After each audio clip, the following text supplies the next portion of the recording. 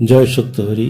মানব জীবনের যে চাবিকাঠি, মানব জীবন যে জিনিসের কারণে সুখী হয়, দুঃখী হয়, সেই সকল কথাগুলি শ্রীমৎ স্বামী নীলকান্ত গোস্বামী সুন্দর তাঁর প্রণীত গ্রন্থ ব্রহ্মচর্য সত্য সংহিতার প্রতিটি পৃষ্ঠায় উজ্জ্বলভাবে লিখিত করেছেন এবং সেই লিপিকাগুলিকে আমরা ক্রমে ক্রমে পাঠ করে চলেছি। আজ যে খণ্ডটি পাঠ করছি তার নাম হলো বীর্যক্ষয়ের কারণসমূহ। এই যে বীর্যক্ষয়, মানব জীবনের বীর্য খুব মহৎ জিনিস। এত মহৎ জিনিস জগতে আর কিছু আছে বলে মনে হয় না, নেই বললেই চলে। এই বীর্যক্ষয়ের কারণে যে সকল অসুবিধা হয় এবং বীর্যক্ষয়ের কারণটা কি, সেই বিষয়ে ঠাকুর শ্রীমৎ নীলকান্ত সুন্দর লিখেছেন। শরীরস্থ সপ্তধাতুর মধ্যে বীর্য সর্বধাতুর সার। এই বীর্যই সকল ধাতুর আশ্রয়। ইহা ক্ষয় হইলে সমস্ত ধাতুই ক্ষয়প্রাপ্ত হইয়া যায়। যেমন মস্তকের সাথে গাথা শুক্র আর প্রাণ, এক ক্ষয়ে আর ক্ষয়, সাধু সাবধান। সুতরাং বীর্যক্ষয়ে প্রাণ শক্তিও ক্ষয় হইয়া থাকে। ইংরেজিতেও বলা হয় miss use of matter is miss use of life. বীর্য সমস্ত ধাতুর সহিত মিলিত হইয়া সমস্ত শরীরে ব্যাপ্ত থাকে। কোনো কারণে স্নায়ুমণ্ডলী উত্তেজিত হইলে ওই বীর্য রক্তাদি ধাতু সমূহ হইতে বিচ্যুত হইয়া পড়ে। তজ্জন্য ব্রহ্মচর্যকামীর বীর্য ধারণের জন্য সর্বদা শরীর ও মনকে যাবতীয় সাময়িক উত্তেজনা হইতে সুরক্ষিত ও স্নিগ্ধ রাখিতে চেষ্টা করিতে হইবে।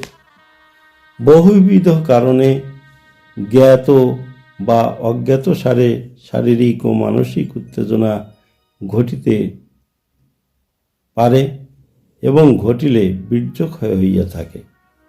ব্রহ্মচর্য সাধনায় আশঙ্কাকারী ব্যক্তিগণেরও বীর্যক্ষয় হইতে অব্যাহতি পাওয়ার জন্য নিম্নে সংক্ষিপ্ত নিয়মাবলী দেওয়া হইল। এইরূপ মানিয়া চলিলে বীর্য ক্ষয়ের প্রতিকারের প্রচেষ্টা সফল হইবে।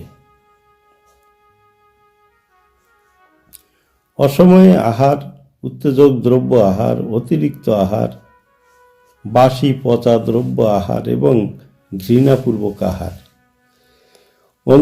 অনিদ্রা, অতিনিদ্রা, দিবানিদ্রা, রাত্রি জাগরণ, রাত্রি শেষ প্রহরে নিদ্রা এবং কাহারও সহিত এক শয্যায় শয়ন, অতিরিক্ত পরিশ্রম ও অনিয়মিত ব্যায়াম করা,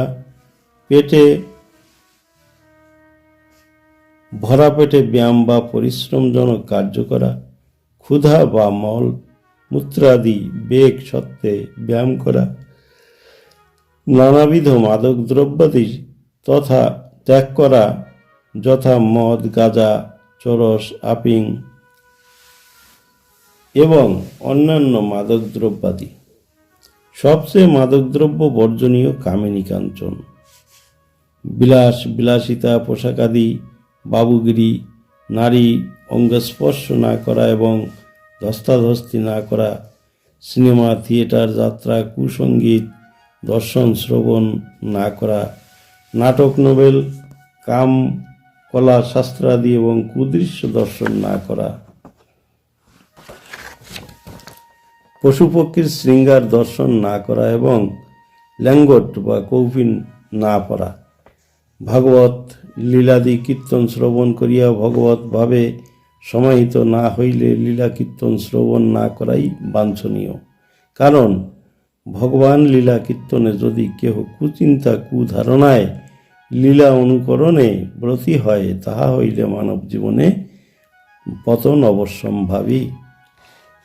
পরনিন্দা, পরচর্চা, কুসংস্কারজনক চিন্তা না করা, মৈথুনাদি না বা নারী সম্বন্ধে চিন্তা না করা, দুষ্ট বৎ মিথ্যাবাদী, চোর, নাস্তিকের সঙ্গ না করা, পরশ্রী কাতরতা, হিংসা, নিন্দা, আভিজাত্য, অভিমান ত্যাগ করা, তাসপাশা, দাবা জুয়া বর্জনীয়। উপরোক্ত নিয়মগুলি নিয়মিত পালন করিতে পারিলে ধীরে ধীরে মন স্থির, বাক্য স্থির এবং শরীর স্থির হইয়া বীর্য ধারণে সক্ষম হইবে। জয় সত্য হরি।